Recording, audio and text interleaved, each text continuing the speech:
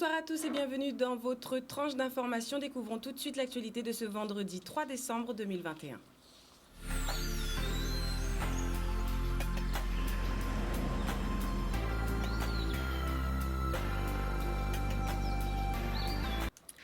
Depuis le mois de mars dernier, une partie de l'effectif de la municipalité de la commune d'Anse-Bertrand, affiliée à l'UTC-UGTG, est en grève. Après 9 mois d'échanges parsemés de conflits sociaux indépendants de leur volonté, les fonctionnaires de la mairie ansoise ont enfin trouvé un consensus. Reportage signé Michel Depape.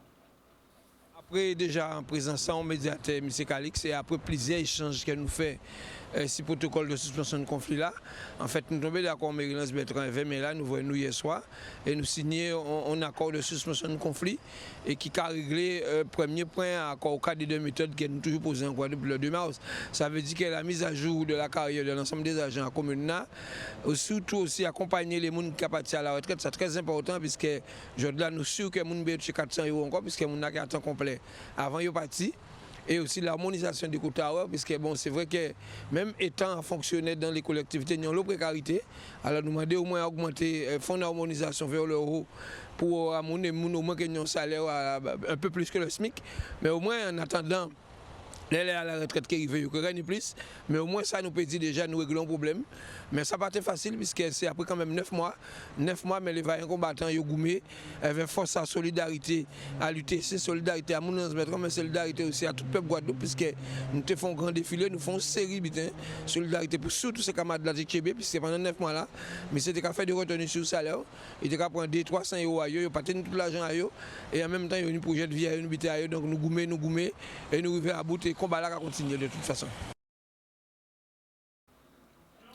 On continue le traitement de l'information en plateau, cette fois-ci avec un invité, Monsieur François Lemestre, président régional de France Asso Santé. Bonsoir. Bonsoir et bonsoir à tout le monde.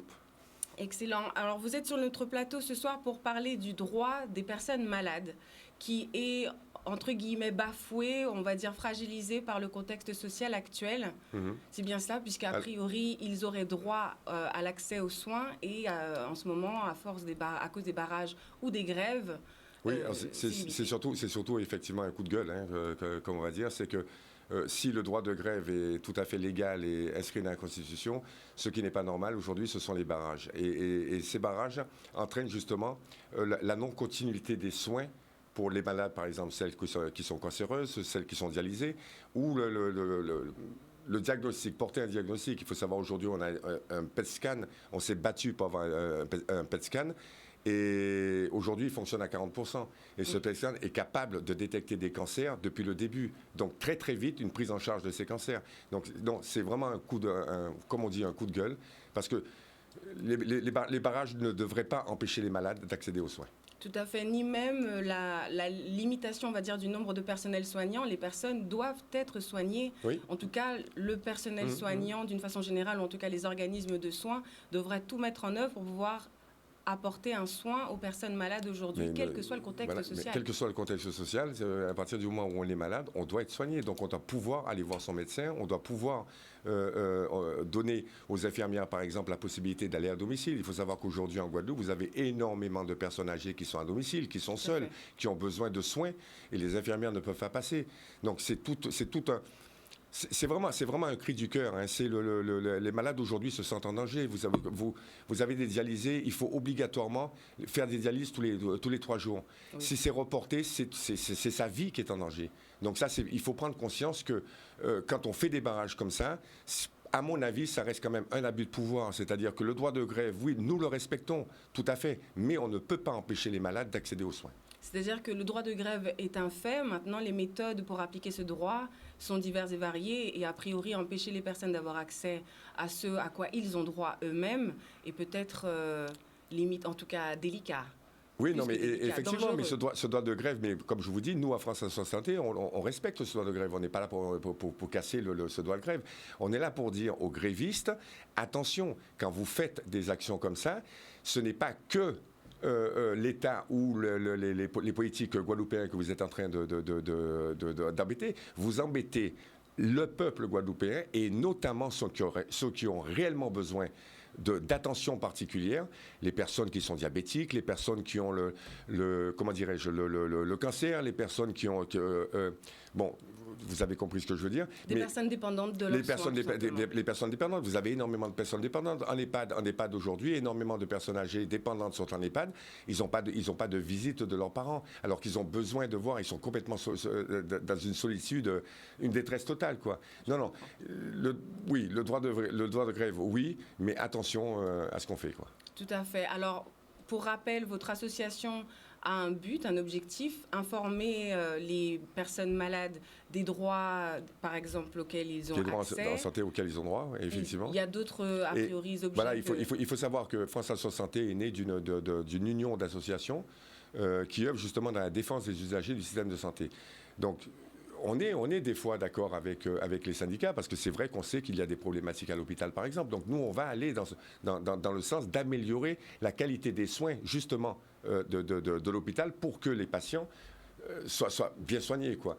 Donc voilà, la démocratie sanitaire, la loi de 2002 de Kouchner a créé cette démocratie sanitaire qui fait qu'il y a des représentants d'usagers aujourd'hui, ne serait-ce qu'à l'hôpital, parce que dans tous les hôpitaux et cliniques, il y a des représentants d'usagers, et les malades ou même les professionnels de santé peuvent aller voir les représentants usagers et essayer de connaître leurs droits. Et nous, à France Asso Santé, on connaît les droits. Très bien. Alors, pour ceux qui auraient besoin de vous contacter ou d'avoir des informations sur éventuellement les droits qu'ils pourraient mettre en avant ou faire valoir, un numéro de téléphone. Alors, France Asso Santé, c'est le 05 90 68 21 55. Très bien, 05 90 68 21 55. Je vous remercie, Monsieur François Lemestre, je rappelle président régional de France Asso Santé. Bonne continuation à vous. C'est moi qui vous remercie. Merci. On continue le traitement de cette information avec un sujet santé encore. En effet, le personnel soignant non vacciné du CHU de Pointe-à-Pitre se plaindrait d'erreurs sur leur fiche de paie, voire de dites maltraitances psychologiques. Le secrétaire adjoint de l'UTS-UGTG s'exprime sur ce point au micro de Michel Depape. Un petit point quand même CHU, donc comme on constate, il y a des gens qui sont toujours suspendus. Nous sommes à apprendre aussi dans les services que le personnel a passé en 12 heures.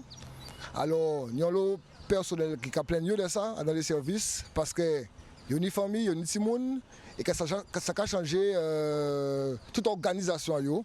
Parce que il n'y a pas l'argent forcément pour payer des nounous parce que pour garder les petits gens.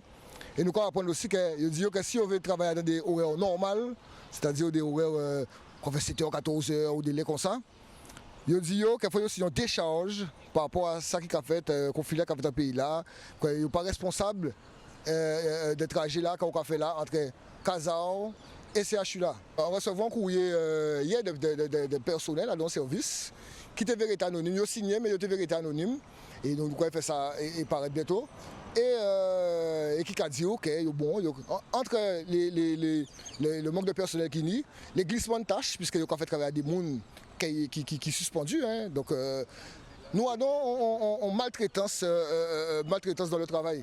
Ces gens n'ont pas touché l'argent, ni des gens qui touchent le salaire, ni des gens qui touchent des primes.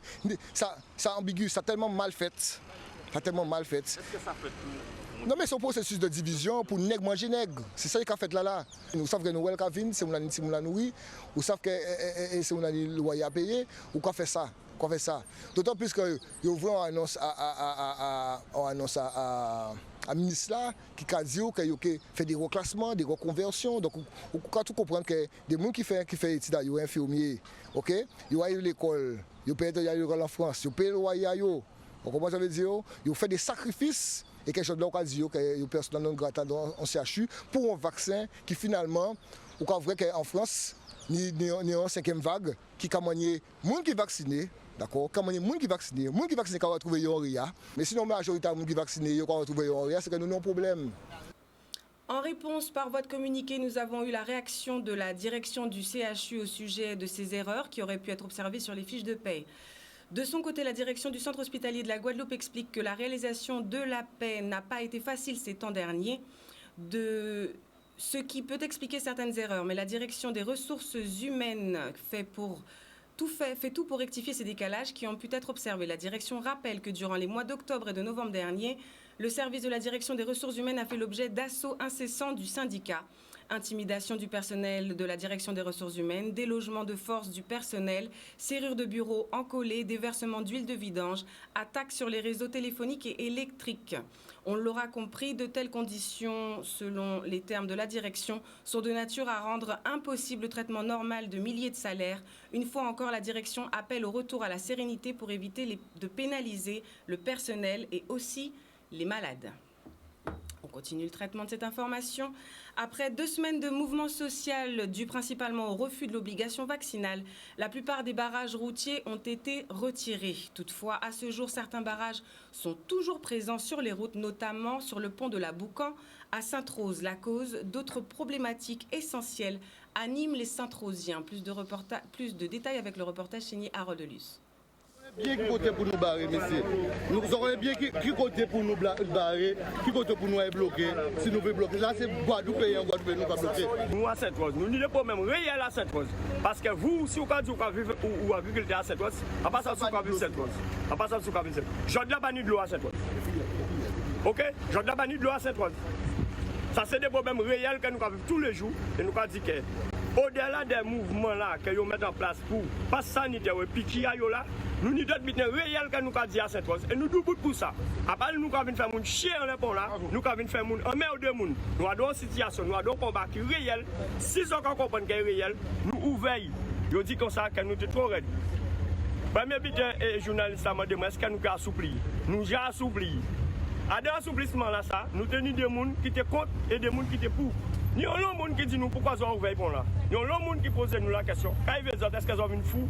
Le peuple qui dit que soi-disant, nous avons barré, que ça a gêné, ça va nous mettre moins de pression. Vu dans la rue, nous avons une pression qui est plus forte, ça qui est réglé à un moment. Et en 2022, nous avons pas devant nous. Nous ne comprendre et nous pas ni pour ennemi. Déjà, nous sommes nègres, nous sommes à nous même territoire là, nous devons comprendre. Nous d'accord. Ça c'est clair. Si dit comme ça qu'il y a un planning, moi qui organisé, moi en tant qu'organisation professionnelle agricole, en qui organisé moi, qui dit qu'on savoir la tel but. Nous pas là pour ça faire à fond parce que c'est ça l'État qui a demandé. Que nous gourmets entre nous, non, nous pas là pour ça. Nous là, on voit de dialogue, on voit de participation citoyenne et pour nous faire ça comprendre. C'est mon qui a fait conseiller pas qu'à voir. Pour qui bitin, c'est mon dans la rue là. Mais il y a des raisons. C'est des raisons totalement légitimes concernant le territoire de Sainte-Rose. Si on connaît Sainte-Rose, ils savent que nous, Sainte-Rose, même le dimanche, il y a un bouteille à Sainte-Rose. Mais ça a une plateforme là aussi. Il faut nous des solutions concrètes qu'on y est là, même si on a dit que nous pont. Mais nous voulons des solutions alternatives en attendant tout ça dans la plateforme. Parce qu'elle ne veut pas tous les 10 ans venir en pont. 19 jours de mobilisation, 19 jours de perturbation du quotidien des Guadeloupéens. Dans ce micro-trottoir, nous avons demandé à un échantillon de la population son avis sur ce climat social. Micro-trottoir réalisé par Maxime Morel et Michel Depape. A été bandé quand même, hein, parce que nous avons pas TPI travail. Chancement, on travaille tout pour un TPI. Mais ça bloque combien de monde? On ne peut pas manger ni pour combien de problèmes. Ces magasins-là, ces boutiques-là vides, combien de bitins? On est un peu en regret parce qu'on ne voit pas encore le résultat final. Au début, on avait plus l'impression que la grève c'était quelque chose. Là maintenant, ça passe, les gens laissent ça passer, on revient à notre quotidien. On sait que la grève est là, hein, mais je ne vois pas les gens autant impliqués qu'au début. Moi, je pense que c'est pour la bonne cause. Donc si on milite, c'est pour bien sûr atteindre un objectif.